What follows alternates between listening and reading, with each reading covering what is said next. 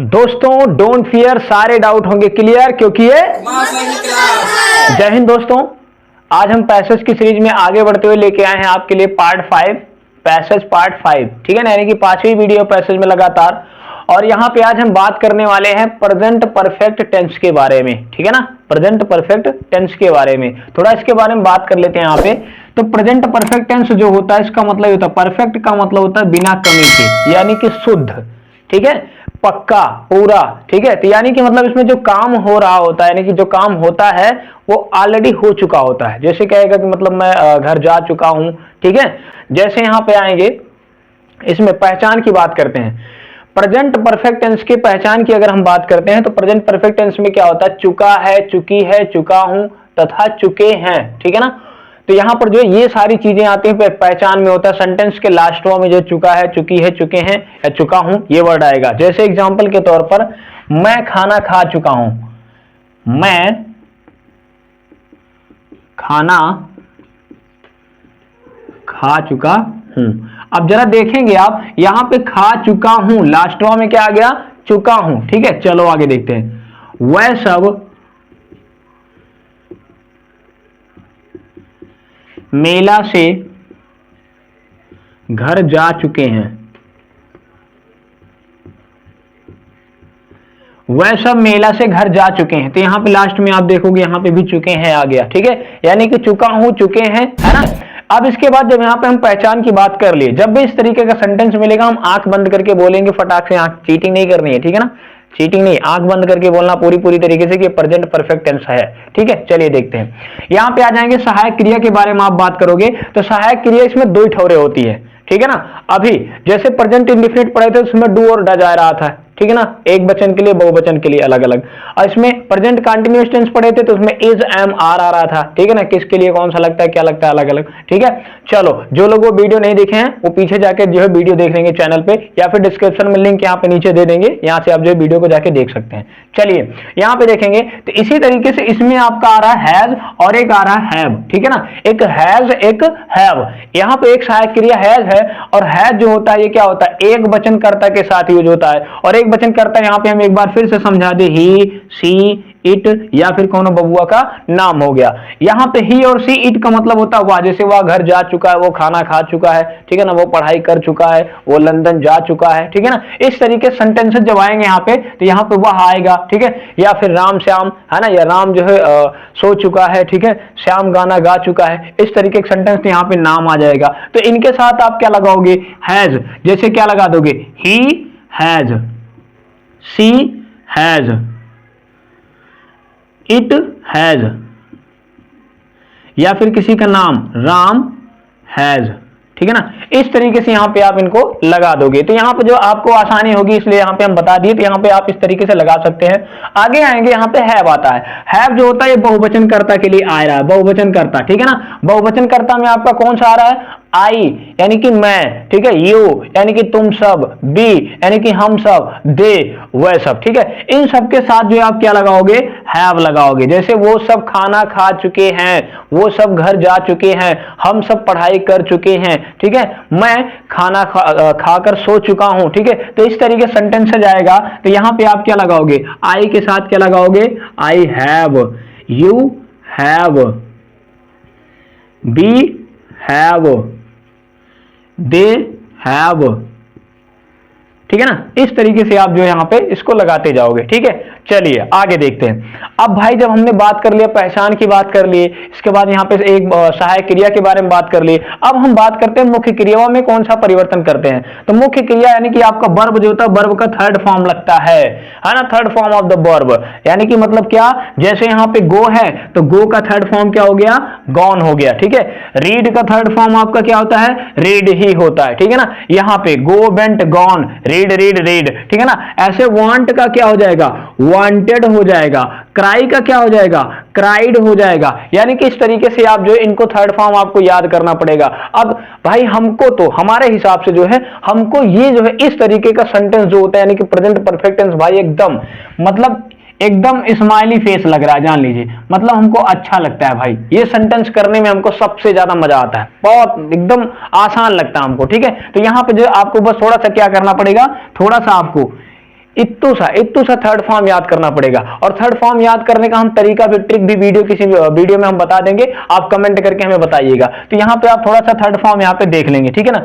तो ये था जो है इस तरीके का, इसमें क्या पहचान होता है, मुख्य क्रिया में क्या चेंजेस होते हैं, सहायक क्रिया कौन सी किसके साथ लगती है। चलिए अब हम इससे रिलेटेड सेंटेंसों को उठा के सॉल्व करना शुरू करते हैं। तो यहां पर जो है, जैसे हम पहला एक सेंटेंस है, मैं खाना खा चुका हूं, ये असर्टिव सेंटेंस है। मैं खाना खा चुका हूं, खा चुका हूं, ये एक असर्टिव सेंटेंस है। कौन सा सेंटेंस है? Assertive sentence. तो असर्टिव सेंटेंस का हम जो यहां पे एक रूल लिख देते हैं, स्ट्रक्चर। तो स्ट्रक्चर यहां पे क्या आएगा, स्ट्रक्चर यहां पे आएगा, ये जो है आ जाएगा क्या, जैसे यहां पे हो जाएगा कर्ता, कर्ता लगाओगे और कर्ता के बाद फिर यहां पे लगाओगे हैज, ठीक है ना। कर्ता के बाद यहां पे क्या लगाओगे, हैज, या फिर इसमें से लगा दोगे हैव, ठीक है, या फिर लगाओगे हैव। हैज या हैव दोनों में से आप किसी को भी एक उठा को लगा सकते हो, ठीक है ना, हैज या हैव। इसके बाद यहां पे फिर जो है आओगे, यहां पे आएगा मुख्य क्रिया, यहां पे आएगा मुख्य क्रिया, और मुख्य क्रिया की कौन सी फॉर्म आ जाएगी, थर्ड फॉर्म आ जाएगी। और इसके बाद फिर आपका क्या हो जाएगा यहां पे अन्य, जिसको आप इंग्लिश में क्या कहते हो, subject, helping verb, main verb की थर्ड फॉर्म एंड ऑब्जेक्ट, ठीक है ना। तो ये जो है आपका स्ट्रक्चर बन के चला आया। अब ये डिपेंड करता है हैज और हैव कहां लगेगा, एक वचन या फिर बहुवचन के ऊपर डिपेंड करता है। फिलहाल यहाँ पे हम देखते हैं स्ट्रक्चर के अनुसार, मैं खाना खा चुका हूं, और आप देख रहे हो मैं किसमें आ रहा है, मैं आ रहा है आपका हैव के साथ, यानी कि आप मैं के साथ यानी कि आई के साथ क्या लगाओगे, आई लिखोगे और हैव लगाओगे, ठीक है ना। तो यहां पे हो जाएगा आई और उसके बाद हो जाएगा हैव, आई हैव हो गया। इसके बाद फिर यहां पे क्या करोगे, मुख्य क्रिया की थर्ड फॉर्म, मुख्य क्रिया खा चुका हूं, ठीक है ना, मुख्य क्रिया यानी कि खाना, ठीक है ना। और खाना मतलब जो खाना, वो खाने का मतलब क्या होता है कि जैसे आप जैसे ठूस रहे हो, जो ठूस रहे हो वो नहीं, जैसे आप ठूस रहे हो, यानी खाने का तरीका जो है वो है खाना, और खाना जो आप खा रहे हो भोजन होता है, ठीक है। चलिए यहाँ पे खा चुका हूं यानी कि ईट, और ईट का थर्ड फॉर्म क्या होता है, ईट, एट, ईटन, क्या हो जाएगा, ईट का फर्स्ट फॉर्म ईट, एट सेकंड फॉर्म, और ईटन हो जाता है आपका थर्ड फॉर्म। तो यहाँ पे हो जाएगा ईटन, ठीक है ना, ईटन, आई हैव ईटन, क्या खा चुका हूं, फूड को, तो द फूड, द फूड, और इसके बाद यहां पे फुल स्टॉप। तो इस तरीके से आसानी से आप इसको सॉल्व कर सकते हो, I have eaten the food. चलिए आगे देखते हैं, जैसे कह रहा वह सब मेला से घर जा चुके हैं, इसको डायरेक्टली यहां पे उठा के सॉल्व करते हैं। वह सब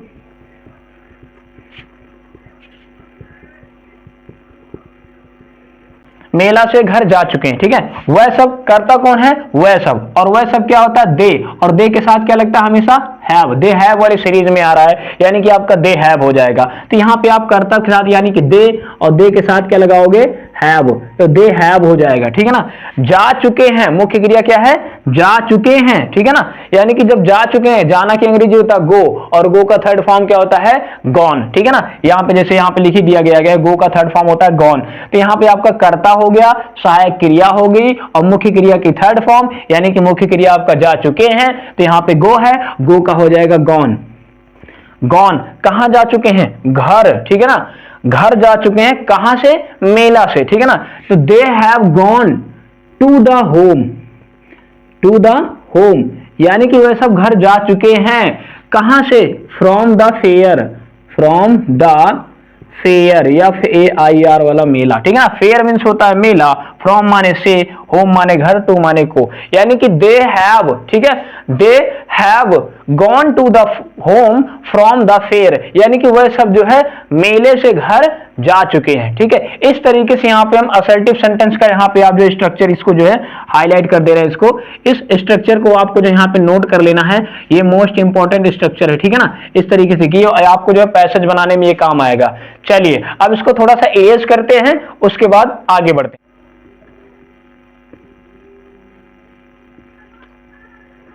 नेगेटिव सेंटेंस यानी कि नकारात्मक वाक्य। नकारात्मक वाक्य का पहले हम जरा सा स्ट्रक्चर लिख देते हैं, उससे पहले हम सेंटेंस वाइज थोड़ी लिख दे रहे हैं। जैसे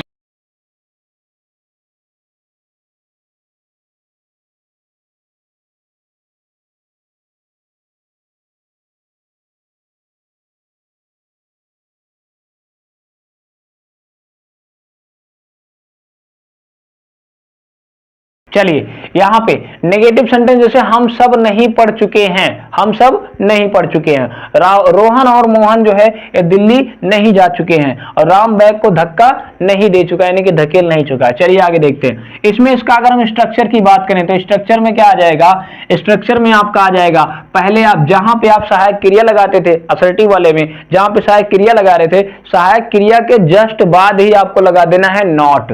ठीक है, ये कौन से वाले हैं, नॉट वाले हैं, मतलब नॉट, हमने ना ही किया, ऐसे वाले। चलो यहां पे देखते हैं, तो इसका स्ट्रक्चर जब बनेगा तो स्ट्रक्चर यहां पे क्या आ जाएगा, यानी कि आ जाएगा आपका कर्ता, कर्ता के बाद फिर आ जाएगा यहां पे हैज लगा दो आवश्यकता अनुसार, या फिर हैव लगा दो, फिर लगा देना है नॉट, और नॉट लगाने के बाद ये ओ है नहीं, ए समझ जाइएगा।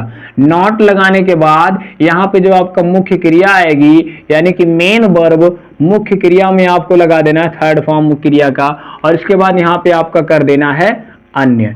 ये रहा आपका स्ट्रक्चर बनके तैयार हो गया। ठीक है ना, ये स्ट्रक्चर मोस्ट इंपॉर्टेंट है क्योंकि ये पैसेज बनाने में काम आएगा। अब इस स्ट्रक्चर से रिलेटेड हम थोड़ा सा यहाँ पे आपको सेंटेंस सॉल्व करके दिखा रहे हैं। हम सब, अभी आप पीछे जो थोड़ा सा वीडियो में पीछे जाओगे तो वहां पे पढ़े हम सब, हम सब किसके साथ आता है, हैव की सीरीज में आता है। बी माने होता है हम सब, और उसके बाद ये हैव के साथ आता है, इसलिए बी हैव, और उसके बाद हैव के बाद क्या लगा देना है, नॉट लगा देना है, बी हैव नॉट हो जाएगा, और नॉट लगाने के बाद मुख्य क्रिया पढ़ चुके हैं। ठीक है, अब यहाँ पे मुख्य क्रिया पढ़ चुके हैं, तो यानी कि रीड, और रीड का थर्ड फॉर्म भी रीड ही होता है, बी हैव नॉट रीड, हम सब पढ़ नहीं चुके हैं। खत्म, sentence solve.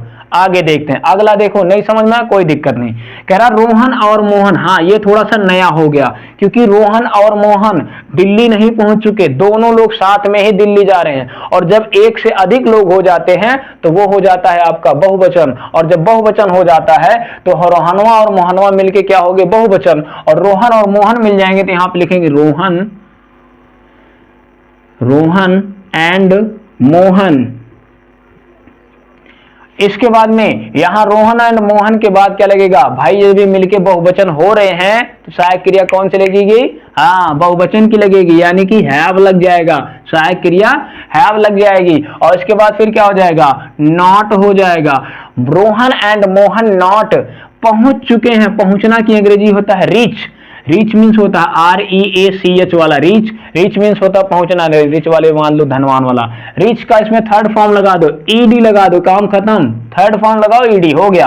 They have not, यानी कि sorry, Rohan and Mohan have not reached, Rohan and Mohan have not reached कहां, to Delhi, to Delhi, Delhi, Rohan and Mohan have not reached to Delhi, यानी कि रोहन और मोहन दिल्ली पहुंच नहीं चुके हैं या दिल्ली नहीं पहुंच चुके हैं। चलिए एक थोड़े और करते हैं। कह रहा राम बैग नहीं धकेल चुका है, या राम बैगिया को धक्का नहीं मार चुका है। ठीक है, धकेलना का मतलब क्या होता है, धकेलना का मतलब होता है क्या कहते हैं, पुश, धकेलना का मतलब क्या होता है, पुश, पुश माने होता है धक्का देना। ठीक है ना, पुश। ठीक है, आगे देखते हैं पुश और पुल। ये देखो जब ये दरवाजा जो होता है ना, कांच का दरवाजा ATM वगैरह में देखो लगा होता है, पुश, पुश माने धक्का दीजिए, पुल, पुल माने खींचिए। ठीक है, चलिए देखते हैं यहाँ पे, तो यहाँ पे आ जाएगा राम आपका एक वचन करता, तो राम लिखिए, राम हो गया, और इसके बाद राम के साथ क्या लग जाएगा, एक वचन की सहायक क्रिया यानी कि हैज, और फिर इसके बाद नहीं के लिए लग जाएगा नॉट, और इसके बाद फिर क्या हो गया, पुश, पुश का थर्ड फॉर्म ED लगा दो, काम खत्म।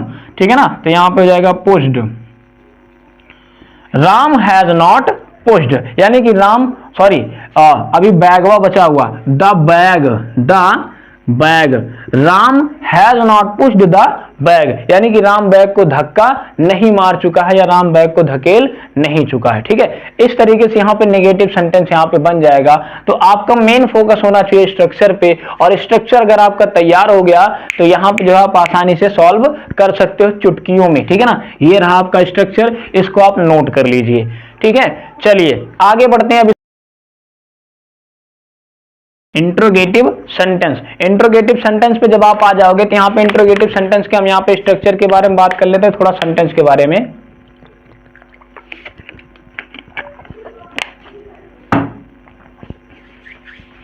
तो यहाँ पे जैसे आपका इंट्रोगेटिव सेंटेंस एक ठोरे हम लिख दे रहे हैं, यहाँ पे इसमें दो कंडीशन होता है, जब क्या आपका पहले आ जाए सेंटेंस के और बाकी जो प्रश्नवाचक शब्द जो है वाक्य के बीच में आते हैं। तो यहाँ पे दोनों कंडीशन के बारे में हम बात करेंगे, दोनों स्ट्रक्चर यहाँ पे लिखेंगे।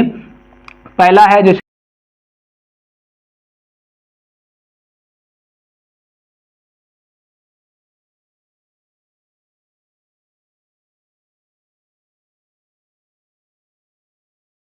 रमेश सुरेश को क्यों पीट चुका है। चलिए यहां पर देखते हैं। अब पहले यहां पर स्ट्रक्चर हम बना लेते हैं, जब क्या आगे आया होता है। तो क्या आगे अगर आ जाता है, सेंटेंस के पहले आ जाता है, तो यहां पे हैज या फिर लगा देते हैं जरूरत के अनुसार हैव। फिर इसके बाद यहां पे लिखते हैं कर्ता, और कर्ता में फिर क्या लगाते हैं, यहां पे कर्ता के बाद मुख्य क्रिया लिखते हैं, और मुख्य क्रिया की कौन सी फॉर्म लिखते हैं, थर्ड फॉर्म, और उसके बाद लिख लेते हैं अन्य। ठीक है ना। यहाँ पे इस तरीके से इसको हेल्पिंग वर्ब से सहायक क्रिया से शुरू किया जाता है। ठीक है, ये रहा आपका स्ट्रक्चर, मोस्ट इंपॉर्टेंट है। चलिए अब इससे रिलेटेड पहले इस वाले को हम सॉल्व कर लेते हैं। इसको आप अगर सॉल्व करोगे तो पहले आपका क्या है, अब क्या को रखने के लिए यहाँ पे जो इसके आपके जो हेल्पिंग वर्ब आएंगे, ये क्या का सेंस निकाल देते हैं। अब यहाँ पर क्या किसके अनुसार लगेगा, सहायक क्रिया किसके अनुसार लगेंगे, हम सब के अनुसार। हम सब यानी कि ढेर सारे लोग हैं, एक आध बोझ आदमी होंगे। ठीक है, तो एक आध बोझ आदमी होंगे, तो यहाँ पे हम सब होगा। हम सब के लिए क्या लगता है, हमेशा हैव लगता है। तो यहाँ पे आप पहले हैव लिखोगे, हैव लिखने के बाद फिर आपको लिखना क्या है, कर्ता, और कर्ता आपका क्या है, बी। कर्ता भी खत्म। इसके बाद मुख्य क्रिया, खेल चुका है। ठीक है, खेलना की अंग्रेजी होता है प्ले, और प्ले में ईडी लगा दोगे तो ये हो जाएगा आपका प्लेड। तो यहाँ पे प्ले में लगा दिए ईडी, यानी कि हो गया प्लेड, तो हो जाएगा यहाँ पे प्लेड, PLAYED। ठीक है ना।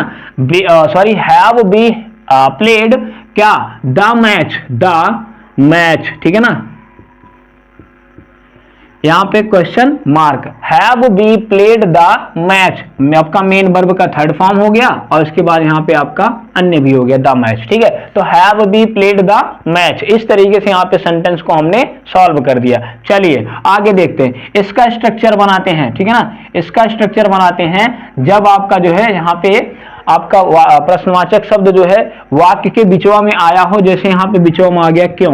ठीक है ना, बिचवा में आ गया क्यों, तो यहाँ पे जब क्यों आएगा तो पहले आप जो है WH टाइप वर्ड लिखोगे, WH टाइप जो है क्या लिखोगे, वर्ड लिखोगे, और उसके बाद फिर यहाँ पे लगाओगे क्या, आप यहाँ पे लगाओगे सहायक क्रिया हैज या फिर हैव। ठीक है, हैज या लगाओगे हैव। इसके बाद फिर लगाओगे यहाँ पे आपका कर्ता, और कर्ता के बाद लगाओगे मुख्य क्रिया, और मुख्य क्रिया की कौन सी फॉर्मेट रहेगी, थर्ड वाली फॉर्मेट रहेगी। ठीक है, चलिए थर्ड फॉर्म लगाने के बाद फिर यहाँ पे लगाओगे आप अन्य, और अन्य लगाने के बाद ध्यान रखना क्वेश्चन मार्क नहीं भूलेंगे, क्वेश्चन बैंक नहीं, क्वेश्चन मार्क। ठीक है, चलिए नहीं क्वेश्चन बैंक समझ लीजिए। चलो यहाँ पे आ गया WH टाइप वर्ड हो गया, उसके बाद आपकी सहायक क्रिया हो गई, फिर कर्ता हो गया, इसके बाद यहाँ पे मुख्य क्रिया की थर्ड फॉर्म, फिर अन्य हो गया। अब इसी स्ट्रक्चर पे उठा के हम उसको रखते हैं। क्यों आया बीच में, क्यों को लिखो, यानी कि WH टाइप वर्ड है, तो इसको उठा के आप रख लीजिए Y। ठीक है ना, Y होने के बाद फिर क्या हो जाएगा, यहाँ पे आपका जो है रमेश पीट रहा है, पीटने का काम। यहाँ पे देखो जैसे पिछले सेंटेंस में दो नाम एक साथ लिए थे, ऐसे कंफ्यूज नहीं होना। रमेश के बाद जो है कॉमा लगा, सुरेश को पीट चुका है।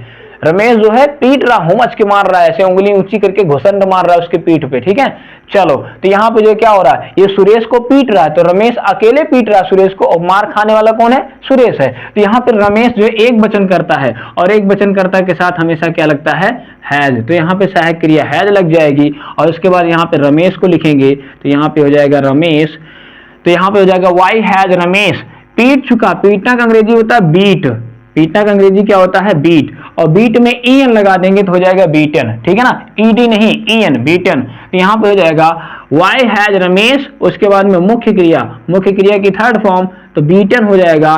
तो यहाँ पे हो जाएगा बीटन, किसको पीट चुका है, टू किसको, सुरेश। ठीक है ना, सुरेश, और उसके बाद question mark, why has Ramesh beaten to Suresh, यानी कि रमेश जो है सुरेश को क्यों मार चुका है, पीट चुका है। ठीक है ना, तो ये था इस तरीके का स्ट्रक्चर और इस तरीके के सेंटेंसेज। यहाँ पे हमने सेंटेंसेज और स्ट्रक्चर की मदद से जो आसानी से सॉल्व कर लिए हैं, और ये स्ट्रक्चर आपको इंपॉर्टेंट रोल अदा करेंगे जब आप इसका पैसेज बनाओगे। तो उम्मीद करते हैं ये कॉन्सेप्ट और ये वीडियो आपको पसंद आया। मिलेंगे किसी और नई क्लास में, नई वीडियो में, नए कमाल और धमाल के साथ। तब तक के लिए जय हिंद।